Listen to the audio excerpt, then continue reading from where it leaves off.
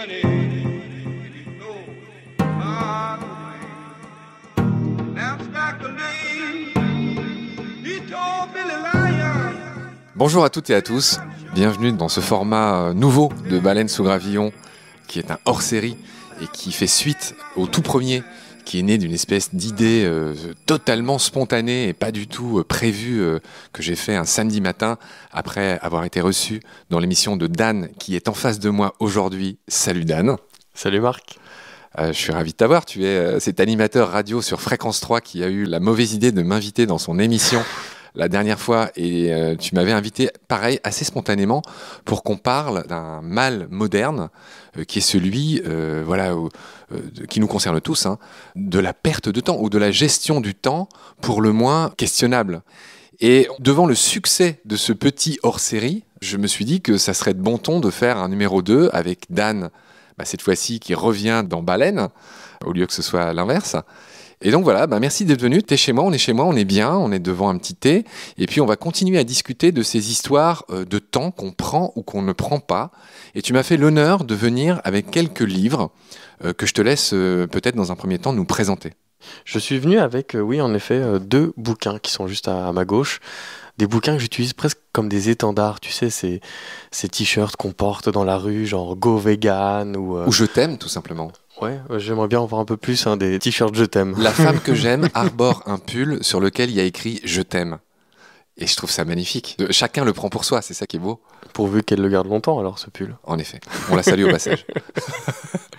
Et j'ai remarqué que ces bouquins que je lis dernièrement sont presque des cartes, des autorisations, presque comme une espèce de passe-droit. C'est-à-dire que là, j'ai la Mais alors, société attends, cher Dan, tu tombes dans un de tes nombreux travers, c'est que tu commences déjà à philosopher avant d'avoir donné aux auditorices le contexte. Présente ce bouquin, donne le titre et le pitch en 2 phrases. C'est Éloge du retard d'Hélène Leuillet, c'est paru chez Albin Michel, qui m'accompagne dans tous mes trajets, dans le métro, dans tous mes rendez-vous, et en fait ils me servent d'étendard où je peux me justifier. C'est-à-dire si j'arrive en retard, je montre l'éloge du retard. Ouais. Tout de suite, mon interlocuteur comprend mieux mon retard. Ou si je suis si tu m'autorises, j'ai envie de rebondir dès maintenant. Non, sur ce bouquin, effectivement, que tu arbores comme une sorte de bouclier protecteur, alors que tu commets, selon moi, une faute qui fait partie de ces fautes que je n'admets pas aujourd'hui, qui t'a passé pour un vieux con. Je résume ce qui s'est passé.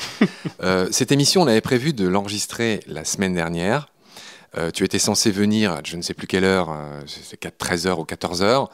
Et voilà, on se parlait un peu au long de la matinée, tu m'annonçais que tu allais venir avec ci, avec ça. Et puis au final, l'heure dite est arrivée, genre 13h, et tu n'es pas arrivé. Et la faute, vraiment avec un F majuscule que tu as commise, c'est que tu n'as pas prévenu. Tu n'as pas ressenti le besoin d'annoncer un retard. Alors moi déjà, le retard, je ne supporte pas. Comme je dis à tous mes amis, j'attends 15 minutes. Si la personne, non seulement n'est pas là au bout de 15 minutes, et surtout, si elle n'a pas annoncé son retard, si elle n'a pas prévenu, je me barre. Enfin, ça, c'est un truc que mes amis connaissent. Hein. Enfin, plus du fameux quart d'heure de politesse, pas de nouvelles de la personne que j'attends, je me barre. Sans attendre un contexte, tu peux très bien voir un vol de portable. Ouais, certes. En effet, il y a toujours un cas de force majeure. Autant attendre la raison. Ouais, c'est vrai. Mais c'est pas tous les jours qu'on te pique ton portable. Et là, il y a quand même des gens. Et c'est ce qui t'est arrivé la dernière fois. Tu étais dans un tunnel de taf. Et ça, cette fameuse excuse du taf. Non, c'était vendredi 13. Oui. Mais je suis un peu superstitieux, même hyperstitieux, donc du coup, c'est pas plus mal que je ne sois pas venu. Je sais pas pourquoi, je n'en dis combien pas. Ce jour-là. Mais toi et moi, on est tombés d'accord après pour dire, c'est vrai que je t'ai fait une scène, on n'est pas amis depuis longtemps, mais on est très amis et je t'adore. Et donc on se dit les choses. Et c'est vrai que, voilà, 1 heure plus tard, tu m'as dit, du coup, est-ce que je peux venir genre maintenant ? Je te dis, non, là je fais autre chose. Et là, je t'ai fait mon couplet, je t'ai dit non. Quand t'es en retard, tu préviens. Enfin, il n'y a aucun contournement, aucune justification pour moi. Enfin, c'est de l'ordre de la politesse de base. 1, tu préviens. Et 2, tu t'excuses. Et c'est vrai que sans aucun faux semblant, et notre amitié le permet, je t'ai dit ça comme ça. Et sans rigoler. Je t'ai dit 1, tu préviens. Et 2, tu m'excuses. Et tu m'as fait l'honneur, je raconte tout à nos auditorices, et c'est une belle histoire, je trouve. Enfin, et tu m'as fait l'honneur de dire... Je te prie de bien vouloir m'excuser, parce que là aussi, tous ceux qui disent « je m'excuse », j'ai envie de leur mettre une claque directe. Moi aussi. Non, je te prie de bien vouloir m'excuser. Ça rajoute 3 mots, mais ces 3 mots ont toute leur importance. Je te prie de bien vouloir m'excuser. Mais je le pense vraiment. Je le pense vraiment. Et tu m'as fait cet honneur-là, Et j'ai enchaîné direct. Je t'ai dit, ben, ça me fait plaisir que tu le prennes comme ça. On se voit lundi pour enregistrer. Et c'est ce qu'on est en train de faire. Sauf qu'on est vendredi parce qu'il y a eu un petit retard, mais voilà. Et donc voilà, je tenais à raconter ça parce que c'est peut-être le truc principal que moi je voulais dire dans cet épisode. Et maintenant, après cette précision, je te laisse expliquer ce que tu voudrais dire sur ta défense avec ce bouquin qui s'intitule en effet Éloge du retard. Je t'écoute avec attention. On va peut-être rentrer dans un débat très partial, très épique. Ta façon de réagir vis-à-vis de mon retard est très légitime. Ton message que tu m'as envoyé est on ne peut plus légitime. Je l'ai entendu, je suis en tort. Il ne tient qu'à moi de le reconnaître. Donc c'est pour ça que j'ai présenté mes excuses et que je le pense vraiment parce que je suis en tort. Certes, je reconnais, je suis souvent en retard, mais je trouve, et c'est pas encore une fois pour être mon avocat ou pour essayer de me défendre, je trouve qu'on a dans notre société une vision du retard qui est un peu trop dure. C'est-à-dire, un lambda, un citoyen comme moi, j'arrive en retard, on va l'assommer. Ah, tu es en retard, non, c'est inacceptable. Mais dès qu'on sort de cette strate et qu'on arrive dans des sphères plus élitistes, comme un médecin, un élu, un président de la République. Ça, c'est juste. Ouais. Moi, je peux témoigner nombre de fois où sous Sarko... Emmanuel te reçoit mal. Sous Sarko ou sous Hollande ou même avec Emmanuel Macron, quand on a un rendez-vous, les journalistes, on attend sur le perron de l'Elysée et qu'il va y avoir une conférence de presse, rendez-vous à 8h du matin, la conf, elle commence à 11h. Et le mec arrive, il pose ses notes et pas un bonjour, pas un désolé, pas un ça va, vous n'avez pas attendu trop dans le froid, et ça passe tranquille. Le président arrive en retard, un élu arrive en retard, tout le monde est tout sourire, et on va même pas lui faire genre ouais, enfin on vous a quand même attendu. Rien. Le médecin te donne rendez-vous à 11h, tu arrives à 11h moins 5, tu vois qu'il y a 6 personnes dans la salle d'attente. Et à 11h, il y a encore 4 personnes devant toi. À 11h40, il te prend et il te dit Monsieur Latif, allez, vite, on se déshabille. Ouais, ah ouais. Bon? Et désolé, un petit sorry, fais semblant. Mais pourquoi le médecin ne s'excuse-t-il pas de son retard? J'ai très envie de rebondir sur ce que tu dis, Dan. C'est très juste, déjà. Effectivement, il y a des corporations dans lesquelles les gens, notamment même mon dentiste, qui est un ami que je salue au passage, Patrick, je l'adore, Patrick, mais il a toujours une heure de retard. Ce qui fait que moi, quand je vais le voir, dorénavant, je calcule ce temps et j'arrive, je rajoute une demi-heure par rapport à ce qui a été dit, et j'arrive pour ne pas perdre mon temps à moi. Et je trouve ça insupportable. Et là, pour le coup, cette nuance que tu viens de faire, je suis 200% d'accord avec toi. Je vois pas en quoi un médecin, en quoi cet élu ou cet homme super important, les concerts. On m'en parle des concerts, des Jay-Z, des Beyoncé, des Céline Dion qui arrivent, ou Madonna, qui arrivent 3 heures en retard. Et ça, j'invente rien. Arriver 3 heures en retard pour ensuite faire une performance de 30 minutes et hop, basta cosy. Et ça passe tranquille. Il y a un peu des accents poujadistes dans ce que tu dis, genre tu vois, ces autres là qui nous traitent mal, qui se foutent de notre gueule alors qu'on a payé. Enfin voilà, mais la base reste valable. J'estime que un président, un élu, un chanteur, un artiste, on est tous sur le même pied. Voilà. Et il y a une phrase qui me revient souvent, tu sais, j'ai des phrases comme ça qui volent dans ma tête, et il y en a qui reviennent plus souvent que d'autres. Il y a des petites hirondelles, des petits martinets dans ma tête qui portent chacun des idées, qui me reviennent plus souvent que d'autres. Et il y en a une que je vais très mal dire parce que je m'en souviens mal, mais c'est cette idée selon laquelle la vraie démocratie, ou la bonne démocratie, se reconnaît aux soucis qu'elle a et qu'elle prend des plus petits d'entre eux. Et la traduction que j'en fais autrement, c'est que ce soit le président qui rencontre par exemple le soir quand il sort de l'Élysée, je ne sais quel nettoyeur ou balayeur, prends tous les exemples que tu veux, et ben c'est qu'il le salue, c'est qu'il le traite comme un autre être humain égal à lui-même, et que je dis souvent, voilà, dans ces batailles que j'ai avec ces gens qui se permettent d'arriver en retard, qui est pour moi le comble de la goujaterie et de l'impolitesse, sachant que je suis moi-même souvent en retard, hein. C'est comme souvent dans ce que je dis, je suis à peu près aussi fautif. Je commets ces fautes, ça m'arrive d'être en retard, mais pour le coup, je me confonds en excuses et c'est jamais simulé. Enfin, c'est vraiment, quand je suis en retard, je sais que j'ai commis une faute et je m'excuse. Voilà. Et donc, voilà. Mais j'ai envie de rebondir encore là-dessus, sur cet exemple de cette rigueur autour du retard. Des Lakers, cette conversation. Mais à un moment, un peu de, pas d'altruisme, comment on appelle ça, cet adjectif va me revenir. Le fait de s'adoucir par rapport à certaines choses, j'ai oublié, pas de bienveillance. De souplesse. Ah, ça me reviendra. C'est un très beau mot. Pas de la compassion, c'est pas de la bienveillance, c'est pas de l'empathie non plus. De l'acceptance, de la longanimité.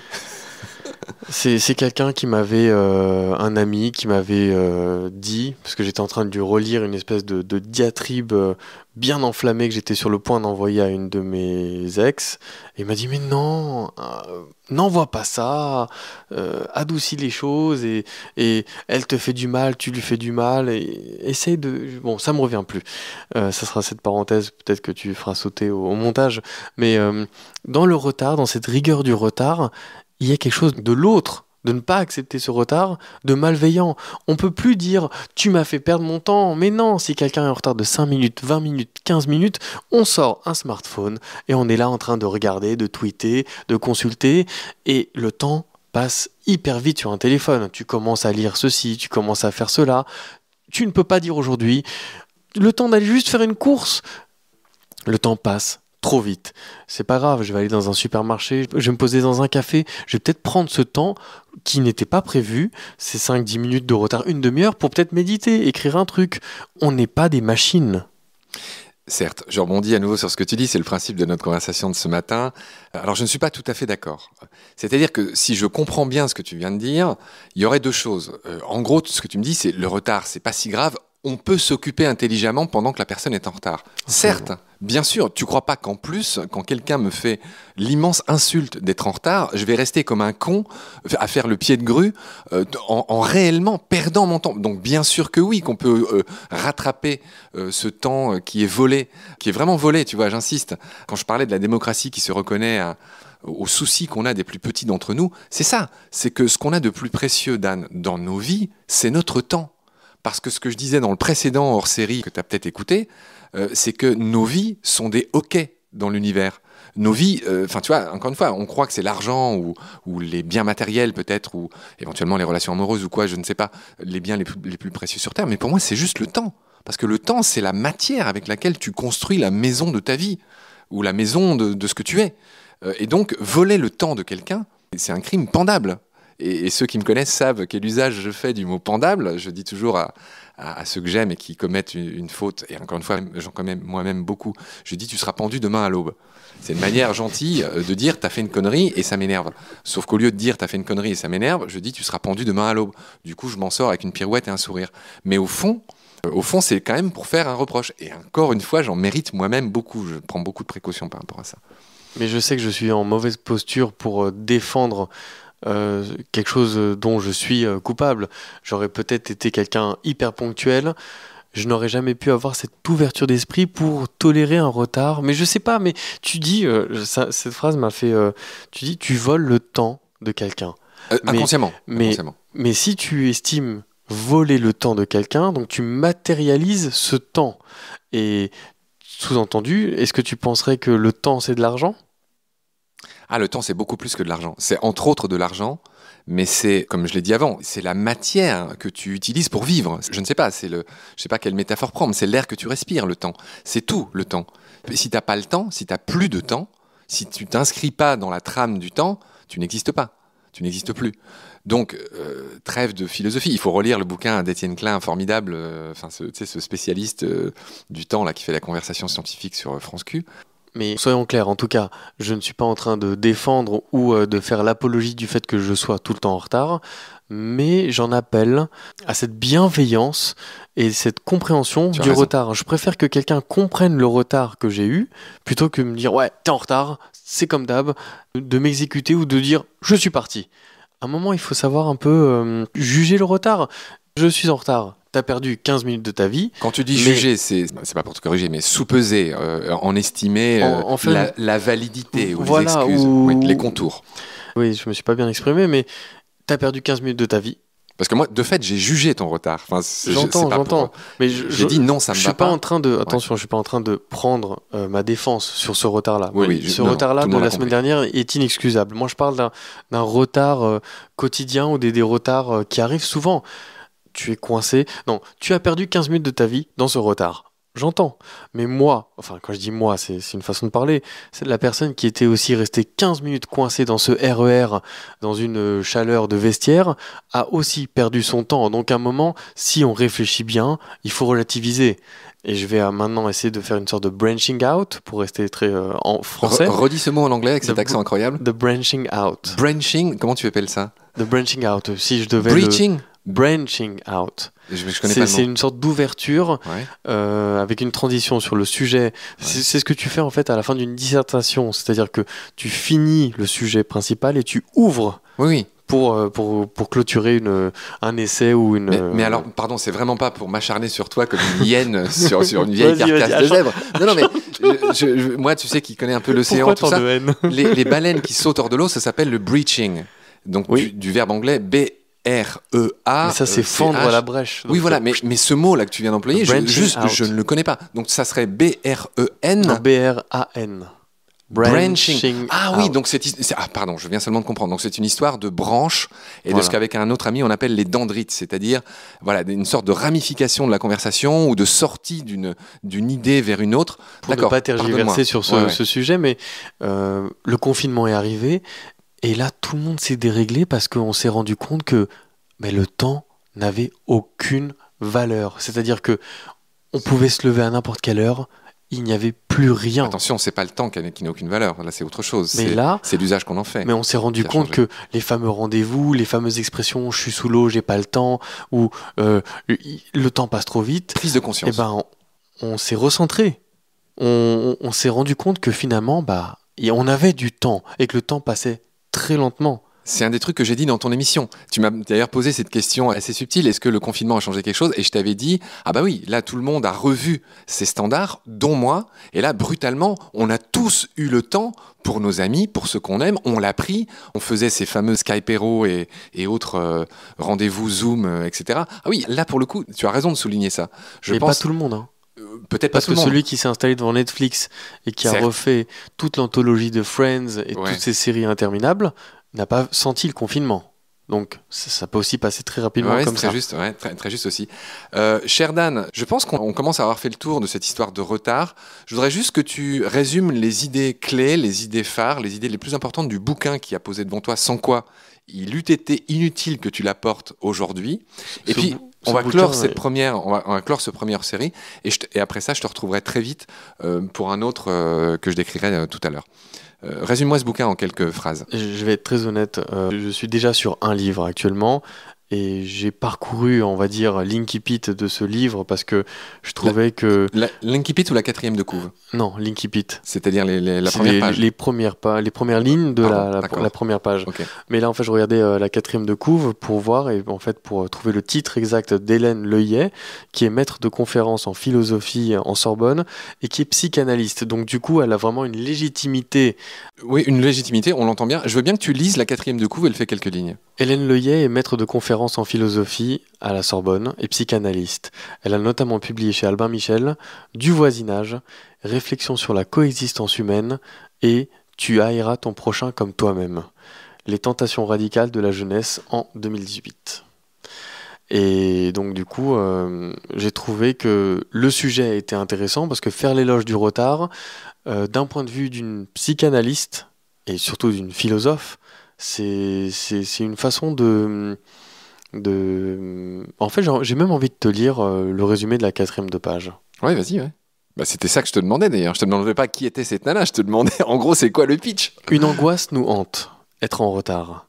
Nous vivons notre vie quotidienne, notre travail, l'éducation de nos enfants, et même nos vacances dans une telle crainte du retard que nous finissons par être en avance sur tout, par tout anticiper et par rechercher toujours plus de précocité. Nous avons perdu le sentiment du temps et avec celui-ci le sentiment de notre existence. Ce livre nous montre qu'il n'est pourtant pas difficile à retrouver. Être en retard, c'est faire l'école buissonnière, prendre des chemins de traverse, ne pas aller droit au but, c'est introduire d'infimes variations qui peuvent faire dérailler les rouages bien huilés de nos vies trop machinales. C'est finalement vivre, Face aux valeurs dominantes de nos sociétés modernes, fluidité, flexibilité, urgence et vitesse, et aux pathologies qui en découlent, le retard, ce laps de temps qui nous permet de ressaisir notre condition temporelle, devient une véritable stratégie de résistance.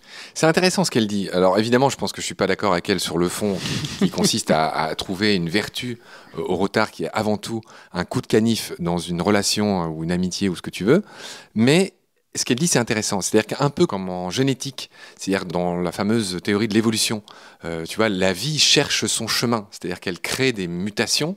Certaines sont retenues par l'évolution, d'autres pas. Tu vois, c'est un trial and error process, c'est-à-dire c'est un processus d'essai et d'erreur.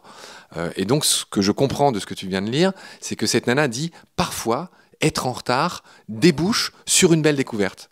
Tu vois, où tu rencontres quelqu'un que tu n'aurais pas rencontré si tu n'avais pas été en retard, etc., etc. Mais c'est difficile, hein, j'ai l'impression. Cette justification-là me paraît assez tirée par les cheveux. Mais je lirai son bouquin quand même. Moi, j'ai l'impression que c'est difficile dans notre société contemporaine d'accepter quelque chose qui soit différent, qui soit nouveau. Peut-être que je suis trop perché, je sais pas, mais c'est un rapport avec le temps qui m'est très très particulier. C'est comme ces retraités qui sentent que ils ne sont plus rien sans leur travail et qui se découvrent une vie qui est vide et qu'ils ont très peu de temps qui leur reste dans leur vie. Et là, ils commencent à s'affranchir de toutes ces limites. Non, j'ai pas à être convoqué. Je suis pas en train de me comparer à Alain Delon, mais Alain Delon disait « On ne me convoque pas. On ne me convoque pas à un tournage, on ne m'invite pas comme ça. Je décide d'y aller ou non. » C'est une autre approche du temps. C'est très difficile pour moi d'en être le défenseur parce que je suis en retard, certes, mais quand tu as dit parfois non. Je pense que la vie, justement, le fait qu'elle ne soit pas programmée, le fait, tu vas dire après le mec est comme un bohème, mais cette vie de machine me fait peur. Tout le monde a peur du métro, boulot, dodo, mais c'est une vie qui est parfaitement chronométrée. Et ça ne marche pas comme ça. Oui, mais Dan, je trouve que c'est un peu fallacieux. C'est-à-dire que ta vie peut être faite de choses très funky, justement de cassage d'habitude, et c'est ce qu'on dit dans la presse, de casser le chemin de fer en permanence, c'est-à-dire de casser l'organisation des choses que tu avais prévu de faire, de se dire non, tiens, là j'ai plutôt envie de faire ça plutôt que ci ou ça. Mais très bien, la variabilité, la variation, le nouveau, faire de la place à l'imprévu. Tu vois, la preuve, c'est que là on fait un hors-série qui n'était pas prévu. En tout cas, le premier, il n'était pas prévu. Bon, là, j'ai voulu faire une suite. Mais bonne chance pour le montage de cette suite. Hein. Non, il n'y aura pas de montage, je vais le diffuser quasiment tel quel. Oh mon Dieu. Je retirerai aucun de nos pets de cervelle. Oh non. Non, mais je fais juste la nuance entre faire de la place à l'inconnu et à l'imprévu dans une vie, ça c'est une chose, mais le retard en tant que tel, pour moi, c'est autre chose. Le retard est conscient. Tu sais que tu es en retard. Quand tu sais que tu es en retard, quand tu sais que tu fais une faute et que tu peux et que tu dois l'éviter, il n'y a pas à écrire des bouquins ou à en parler des heures et des heures. Je ne veux pas être méchant. De fait, j'ai beaucoup de plaisir à en parler avec toi et on explore des champs qui sont intéressants. Mais j'en reviens à cette nuance fondamentale. Tu vois, parfois, la vie aussi est simple. Je trouve que c'est un autre mal de l'époque que de se dire « Ah oui, tout est discutable, les vaccins, pas les vaccins. » Tu vois, enfin, tous ces trucs-là, toutes ces théories du complot à la con. En fait, en France, il y a une autre phrase, tu sais, les fameuses hirondelles qui volent dans ma tête. Il y a une autre phrase qui résume bien ce que c'est la France et ce que c'est être français. Et c'est une phrase qui dit, je ne sais plus qui l'a dite, il faudrait que je retrouve. En France, la liberté a longtemps consisté à couper tout ce qui dépasse. Alors, je ne sais plus si c'est la liberté ou l'égalité ou les deux, mais tu vois, en France, c'était notamment valable pour la période, tu vois, Robespierre. Par rapport à la norme, c'est ça ? Oui, voilà. C'est-à-dire qu'en France, dès que quelqu'un dit quelque chose qui sort de l'espèce de ce que j'appelle l'homéostasie, tu vois, l'espèce de confortable. Homéostasie. Non, mais c'est la bien-pensance, en fait, de cette bien-pensance. Dès que tu sors un petit peu de ces choses qui sont communément admises, la normalité, on te coupe la tête. Oui. Et alors après, il y a ceux qui parfois l'ouvrent, comme dirait mon père, à bon escient. Et puis, le problème d'aujourd'hui, c'est qu'on a 67 millions de poulies d'or, dont je fais partie et dont tu fais partie, c'est-à-dire des gens qui opinent, des gens qui tous les jours ressentent le besoin de dire ce qu'ils pensent de tout et de rien. Et ça, c'est un autre problème. Enfin, tu vois, on a des problèmes sans fin. C'est-à-dire que ça va, on a aussi le droit de fermer nos gueules. Enfin, tu vois, mon père, il a un théorème. Mon père est ingénieur. Je le salue au passage. Il y a un truc qu'il nous répétait tout le temps quand on était môme, c'est théorème d'Albert. Quand je sais pas, je ferme ma gueule. Oui. Tu vois. Et ce fameux théorème d'Albert, je trouve qu'on devrait le dépoussiérer, qu'on devrait tous je l'utilise quotidiennement. Je dis fréquemment, je sais que je ne sais pas. et qu'à un moment, si je sais pas, je vais pas me prononcer sur quelque chose. Et on ne sait quasiment rien. Moi Que qui ce te soit en connais et qui science. t'aime, une qualité que je dois dire et approuver, c'est vrai, tu es comme ça. C'est-à-dire que tu peux faire des erreurs, en tout cas moi aussi d'ailleurs, mais tu sais dire aussi je ne sais pas. Ah oui. Voilà, ouais. Il faut laisser ceux qui connaissent. C'est beau d'ailleurs de dire je ne sais pas, ou même j'ai eu tort, comme tu as fait après avoir été en retard par exemple. Bah, non, mais alors je fais des erreurs, je ne suis pas parfait, Mm. mais par contre, j'ai une qualité, c'est que je suis le premier à reconnaître que je suis en tort. Et c'est une réalité j'ai que pas je, peur que je de, sais. j'ai pas peur Et de que je demander salue. pardon, j'ai pas peur de le reconnaître. Ah non, ça c'est. Et par contre, oui, il y a des gens, quand ils sont en tort, leur décrocher un petit sorry, c'est impossible. Cher Dan, ça fait une demi-heure qu'on parle. Je pense qu'on a exploré ce thème du retard. Il y aurait encore 1000 choses à dire et on le fera peut-être. To be continued, comme on dit. Je te propose de rendre l'antenne pour cette fois-ci et on se retrouvera très vite. J'ai envie de parler avec toi d'un autre sujet d'époque qui est cette invasion du téléphone dans nos vies, cette fameuse nomophobie, le fait que sans nos téléphones, on soit complètement perdu. Tu m'as fait l'honneur d'amener un autre bouquin qui parle de ça. Donc on va en parler très vite pour un prochain hors-série. Cher Dan, je te fais un énorme bisou. Merci d'être là. Merci d'être mon ami. Merci beaucoup de m'avoir convié dans ce hors-série numéro 2. J'espère qu'il y en aura plein d'autres. Gros bisous Dan, à bientôt. Je t'embrasse.